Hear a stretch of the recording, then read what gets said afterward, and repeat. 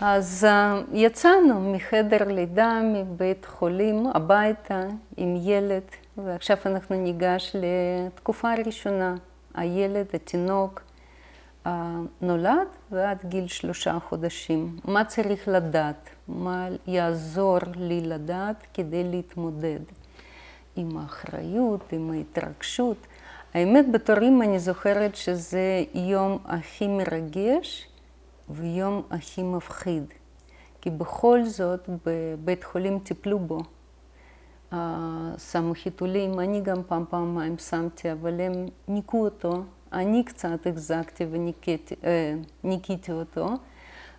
רק התחלנו את התהליך של ההנקה, ופתאום אתה יוצא, וזה מה שאתה חיכית כל שנייה, כל רגע, במיוחד אם השאירו את התינוק לזמן מה, ל3-4 ימים בבית חולים, אז כל מה שרצית זה לברוח ולהישאר בבית איתו, ואז מגיע הדקה הזו, וכל מה שאתה אומר, תצילו, האחריות, מה אם אני לא אדע, מה אם הוא ימות מרעב, או יבכה ללא סיבה, מה אני אעשה? בדרך כלל אני יכולה לספר מה שאמא מרגישה, אני בטוחה שגם אבא מרגיש אותו דבר, זהו. פחות לחץ, אבל גם כן, הכל חדש. אצלי אישית היה, טוב, זה כששני נולד, איך אני יכול לאהוב אותו באותה מידה שאני אוהבת את זה. לא, אבל זה פחות דאגות. טיפ אחד, לא להגיד לילד הראשון, כאשר אתם מביאים את התינוק השני, שהיה לנו כל כך הרבה אהבה שרצינו והחלטנו לחלק אותה עם עוד אחד. זה לא המשפט הכי מנחם ומכין את הילד לקבל את האח והאחות, אבל הנה הרגע, אתה לבד, לילה ראשון, יום ראשון, התינוק ואתה. קודם כל להירגע. יבוא זמן ותכיר, תעבור כמה ימים ותלמד. האמבטיה הראשונה יהיה מרגשת ומפחידה, ולאחרי יבוא הרבה אמבטיות, אלפי אמבטיות, ואתה תסתדר. תלמד. אלוהים הוא חכם ונבון באיך הוא יצר את התהליך שקורה בין הורה לילד. לאותה תקופה שההורה צריך להתאפס, להבין, לקלוט, להשתנות, ללמוד. לאותם 3 חודשים הוא נותן לתינוק את הזמן לישון. בעיקר, מה תינוק בין 0 עד 3 עושה? הוא יושן. אני אגיד אולי כמה קטגוריות, יש תינוקות יותר רגועים, יש תינוקות יותר אקטיביים, אבל בגדול 12-18 שעות ביממה הוא יושן. ואז הוא אוכל השאר הזמן, ותוך כדי גם עושה צרכים. הוא בוכה. אז יש זמן. זאת אומרת, ההורות ומשימות, ואיך לגדל, ואיך לחנך, ואיך לשים גבולות, יבואו הרבה יותר מאוחר מזה. העיקר זה להירגע ולתת לעצמך זמן, להכיר, לקחת הכל עד כמה שאפשר, ברוגע ובפשטות, מתי שצריך עזרה לזעוק ולבקש, אבל בגדול להכיר. והילד הוא יכוון אותך מה את צריכה לדעת שעוד לא למדת. למשל בכי, כן? נתחיל מבכי. יש שינה, יש בכי, יש ההנקה. מה לעשות עם ילד שבוכה?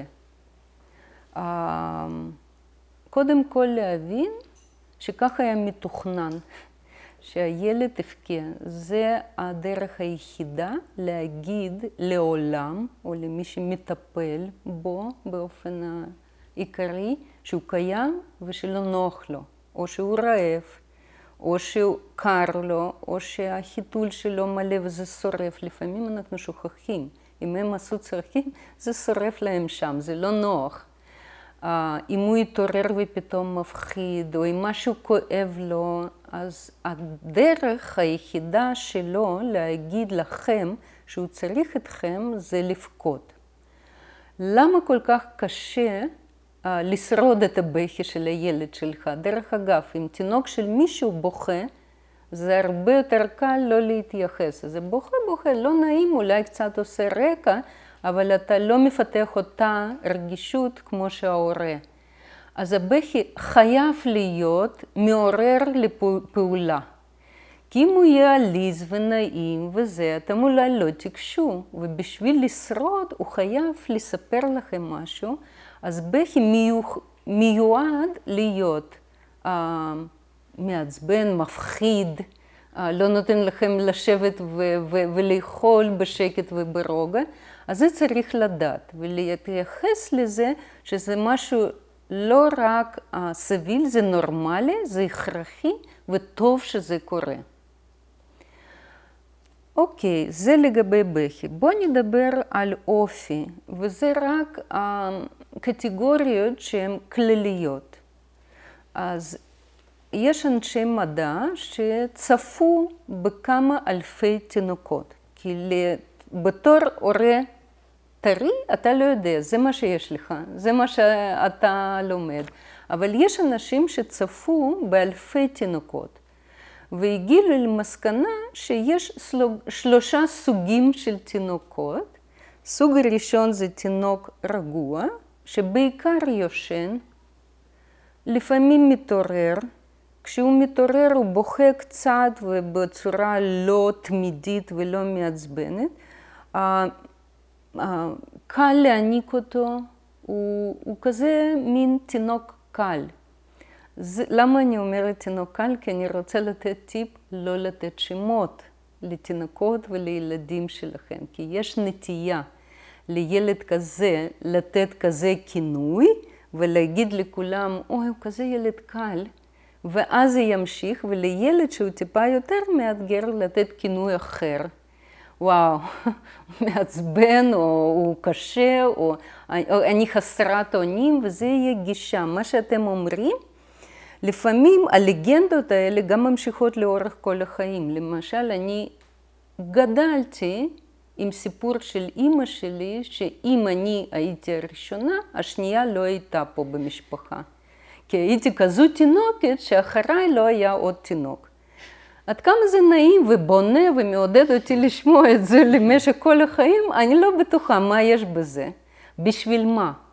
אז זה מה שאני מעודדת, אבל תדעו שיש קבוצת תינוקות שיכול להיות שהם תינוקות רגועים יותר. ולכם בתור הורה לא לקחת אותם כבונוס טוב, יש לי תינוק קל, רגוע, אז אני לא אעשה משהו כי יש לי מיליון דברים לעשות. זה כמו שאם אתם זוכרים בסדנה הקודמת שלנו, דיברנו על ילדה שתמיד הייתה רגילה לרצות את ההורים. מה שיגידו לה, היא עושה. זה מה זה נוח להורים, אבל אתם לא מממשים את התפקיד של ההורה, אם אתם לא נותנים לה אפשרות במצבים הנכונים, בתנאים המסוימים, להגיד שהיא לא רוצה לעשות משהו, כי נוח לכם בתור הורים מכזה, אחרי 3 ילדים קשים, פתאום יש לכם כזו ילדה. לא טוב, גם עם התינוק. הוא מן הסתם ישכב, אבל אתם צריכים להגיד, אוקיי, אבל בזמן שהוא ער, אז אני ניגשת, אני כן עושה איתו משהו, אני לא משאירה אותו בדיפולט שהוא ילד טוב ולא צריך תשומת לב. יש תינוקות שהם מאתגרים יותר או קולניים יותר. הם ישנים אולי 12 שעות ביממה מההתחלה. כאשר הם מתעוררים, כולם שומעים, כל השכונה שומע שהוא יתעורר, ושהמסר שלו, אני לא אוהבת את הטיפול שאת נותנת לי, חייבת מיד עכשיו באותה רגע. הוא מאוד קולני, הוא מאוד קשה יותר, אבל עם התפתחות של אותו ילד, כי המטרה שלכם לגלות את העולם של התינוק, זה לדעת את זה אליו. כשהוא יתפתח, זה דווקא יהיה ילד שיהיה קל יותר להתקשר איתו, קל יותר להבין מה יש שם בתוך עולמו. כי הוא מההתחלה היה מאוד תקשורתי בלהגיד, לא מתאים לו כרגע, טיפול הזה, מצב הזה, הוא לא מקובל. אז לדעת את זה ולראות את זה כנטייה שאתם צריכים שהוא יהיה מתון יותר, מאוזן יותר. מחכה טיפה, לא לוקח את הבמה המרכזית תמיד בגלל שהוא יודע לצרוח בקול חזק. ויש תינוקות שהם בין לבין. וזה לא קטגוריות שאלוהים פשוט אמר, את זה אני בורא בקטגוריה הזו, לפעמים הם יכולים להחליף קטגוריה ביום אחד. הילד שהיה שקט יותר פתאום מתפתח לשלב שהוא הרבה יותר אקטיבי. והילד שדרש וצרח אתכם, פתאום הוא כזה פחות מפריע לו דברים בבטן ובמערכת האיחול, והנקה יותר ברורה לו, והגישה שאתם נתתם, הוא פתאום הפך להיות יותר מאוזן. אז לא לשים את ה-labels על המסך של התינוק ולאפיין אותו ככה, כי יש גם נטייה כששואלים איך התינוק, אוי, הוא כזה תינוק טוב. ופתאום כשהוא לא במצב חברתי מסוים, אתה לא יודע מה קרה לו, הוא בדרך כלל כזה טוב, ופתאום הוא בוכה. זה לרצות את האחרים. זה כבר כזה להתנצל על התנהגות מסוימת שלא שייכת, כי זה יהיה הנטייה שלכם. הילד צריך להיות תדמית שלכם, ואם הוא מתנהג טוב, אתה הורה טוב. אם הוא מתנהג פחות טוב, זה משהו מצביע על ההורות שלך. יש בזה משהו, אבל אתם לא יכולים ללכת על פי התדמית הזו, וזה לא מהות של ההורות.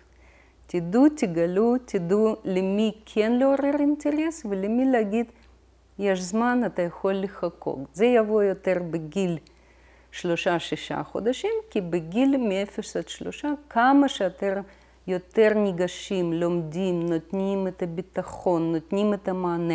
ככה אתם מוסרים לילד בטוח פה. אוהבים אותך, אתה חשוב לי, אפילו שאתה לא צעקן, אני עדיין שמה לב, ואני זאתי שעושה צעד ראשון כדי קצת לשחק איתך רק במבט עיניים, כי עם תינוק הקטן זה משהו קטן. אז לא ללכת על פי נטיות לרצות את האחרים, ולא לתת לייבלס לאופי של הילדים שלכם, הכל ישתנה, ואתם כבר שמתם את החותמת, לא לעצמכם, לעולם, וצריכים לעמוד בזה. זה לגבי בכי. לגבי אכילה, כי תינוק יושן, בוכה, אוכל. הנקה, זה תהליך בעצמו שצריך ללמוד אותו. אני לא אכנס לפרטי פרטים, האם זה רק הנקה וזה הכי טוב, ואיך לבנות את תהליך הנקה, ואיך לקבל את העובדה שאולי לא יכולתם להעניק, ואיך להיות עדיין בסדר עם עצמי, כי רגש האשמה הוא אולי יכסה כל המערכת שלכם. לא אכנס כי לזה אולי יהיה זמן בשאלות והתשובות, אבל בוא נניח שלמדתם את התהליך, הילד בדרך כלל יכול לשאוף כל החלב וכמויות מכל ציצי בערך ב10 דקות 90% ממה שנוצר, הילד הממוצע. אם צריך להגביל אותו בהנקה ולהעביר אותו מצד לצד ולהגיד שזה מספיק, לכם להחליט. זה עוד פעם, יש גישות ויש גישות. אם נוח לכם ולא מפריע לכם שאתם מבלים איתו זמן והוא לוקח כמה שהוא רוצה זמן להעניק, תעשו את זה.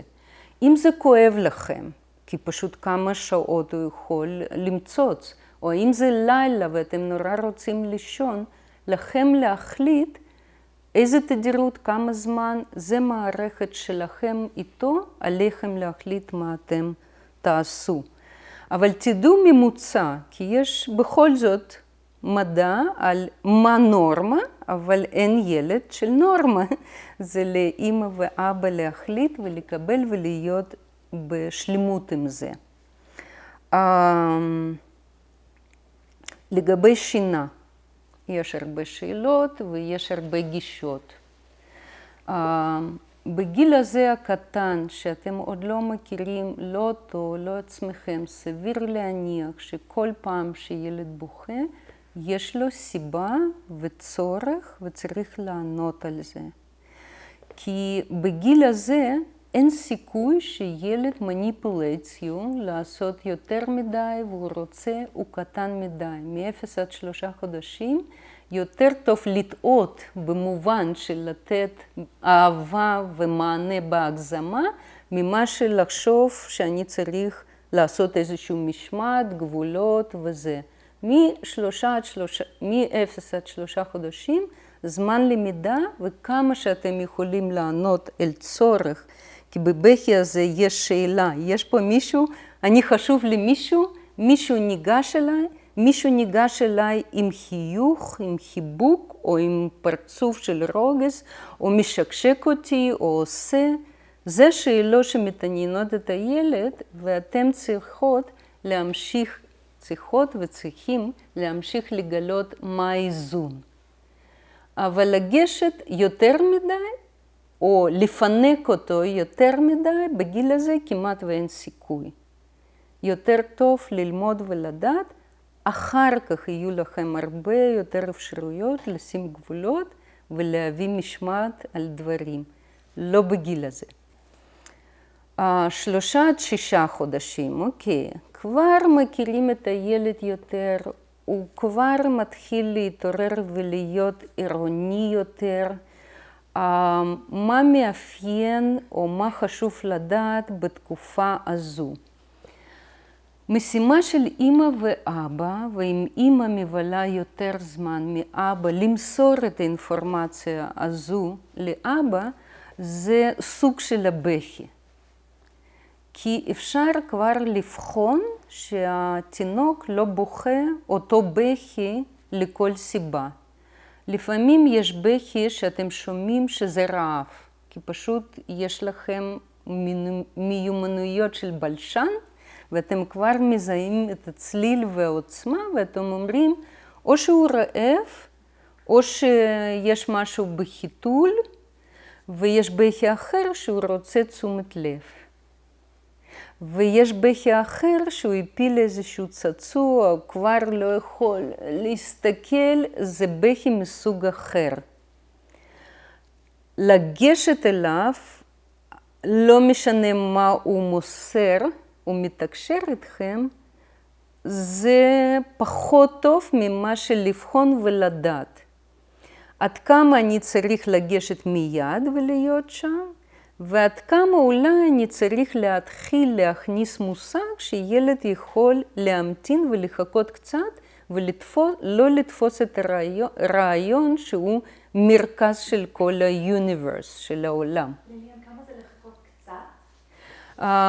כן, לחכות קצת, בהתחלה כשאתם רק מנסים זה מספר דקות, זה 2 דקות ולראות.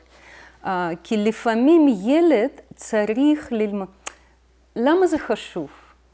למה זה חשוב? כי אם אני תמיד אגיש לבכי של ילד, או לתסכול שלו, או למצב שהוא פחות מאושר ושמח, ואני תמיד אנסה להציל אותו מהמצב הזה, זה ימשיך. האי-יכולת שלכם לבחון מתי כן להתייצב ולתת לו כל מה שהוא צריך לצורך הביטחון, בין זה שאני בתור הורה לא רוצה לראות אותו בוכה או סבל לשנייה, הוא קריטי. כי ככה יכול להיות, תמשיכו להיות הורים, כמו שאנחנו קוראים, מסוק.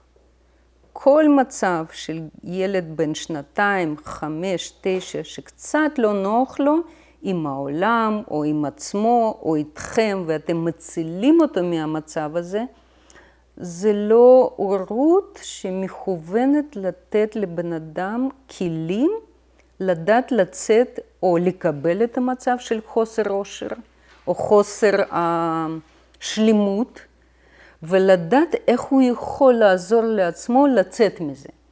אז זה מתחיל מגיל מ3 עד 6 חודשים, וכמה וכמה מ6 חודשים עד שנה, שלא כל פיפס של התינוק, ולא כל בכי, ולא בכל הזמן של 24 שעות, חייב אותו מענה.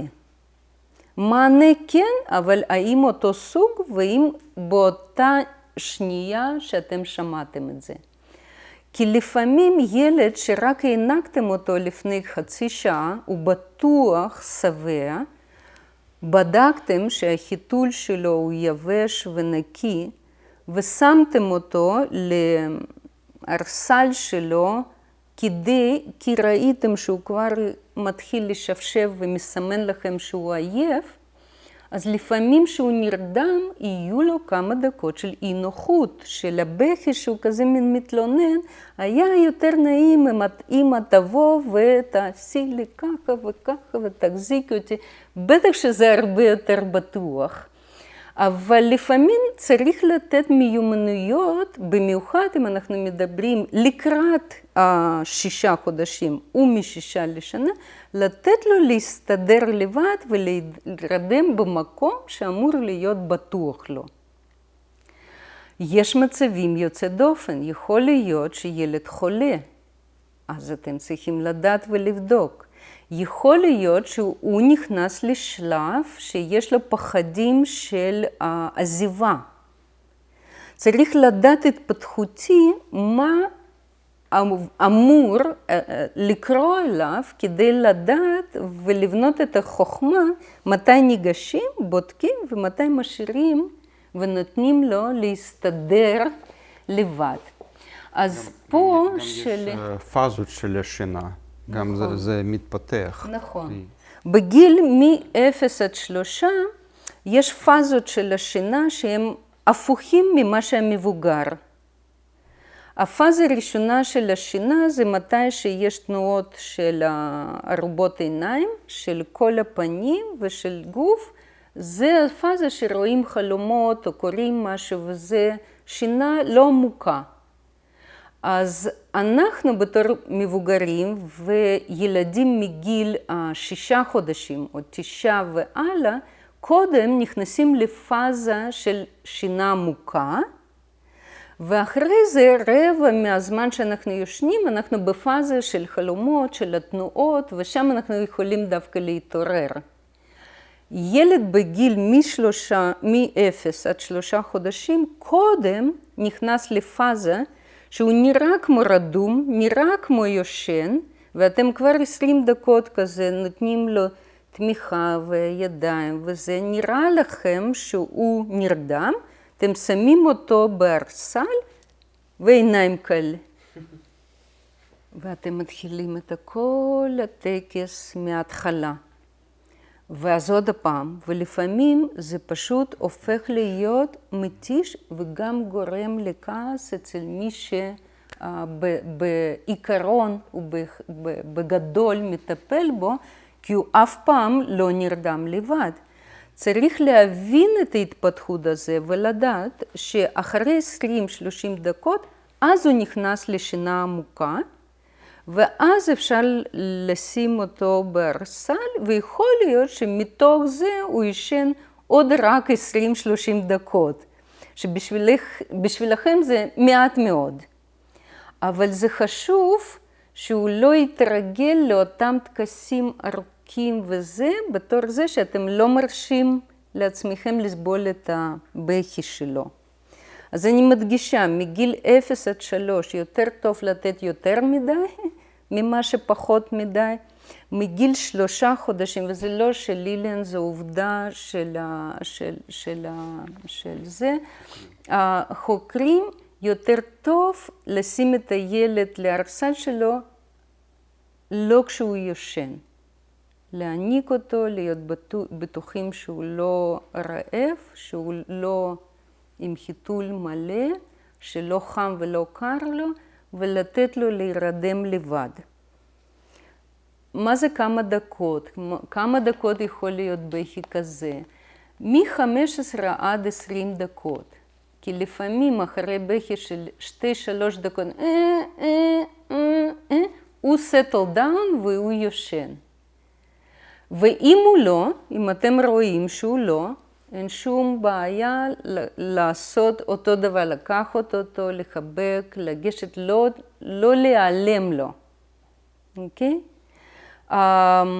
אבל לתת את הצ'אנס, כי אפשר אחר כך להסדיר את השינה שלו, אבל היא יותר קשה, כי מגיל 6 חודשים עד שנה, יהיה לו בעיה או אתגר עם פחד של נטישה. ושם לעשות את הדברים האלה יהיה יותר קשה התפתחותי ממה שבחלון ההזדמנות הזו מ3 עד 6 חודשים. זה בעצם חשוב אסטרטגיה להבין מה השלבים של ההתפתחות, ולא ללכת לכל המטלות או מטרות לילד, לדעת מה הכרחי חשוב לתקופה הזאת ולהתמקד שם. כן. ויש שתי גישות, ולשניהם יש בעד ויש נגד. גישה ראשונה שאומרת, לא לאפשר לילד לבכות, כי זה בשבילו הביטחון. כל פעם שמישהו נמצא שם, זה באמת בעד. זה באמת להירדם כשילד מריח את האור ונוגע, וזה בוודאי שזה בעד. זה ביטחון שחשובה לו. הנגד שיכול להיות שבחלון ההזדמנות הזה, שהוא כן יכול ומצליח להירדם, יהיה לכם אחר כך יותר קשה. מי שמוכן לקחת את המסע הזו לשנה, שנתיים, 3 ולהיות שם, כל פעם שילד צריך להירדם, זה בסדר אם זה בסדר עם ההורה. עוד פעם, לקחת גישה אחת ולהילחם עבורה, רק עבורה, זה לא יהיה חכם, כי אתה צריך להבין מי אתה ומה יותר טוב לך, וגם לבן זוג. אם אחד רוצה להרגיל את הילד ככה והשני לא מסכים, לא שווה את המלחמה הזו. זוג הורים צריכים להסכים על אותו דבר. גישה שנייה אומרת שאפשר להשאיר את הילד קצת לבכות כדי שהוא ידע להירדם לבד. בעד פה שהילד הופך להיות עצמאי בזמן השינה, וזה יהיה הרבה. ושאתם בתור הורה יוכלו להשאיר אותו עם אבא, להשאיר אותו עם סבא וסבתא או מישהו, והילד ידע להירדם ללא הפיגר הזו של אמא. מה נגד? הנגד זה האם אני עושה הדבר הנכון, האם אני באמת לא הורס.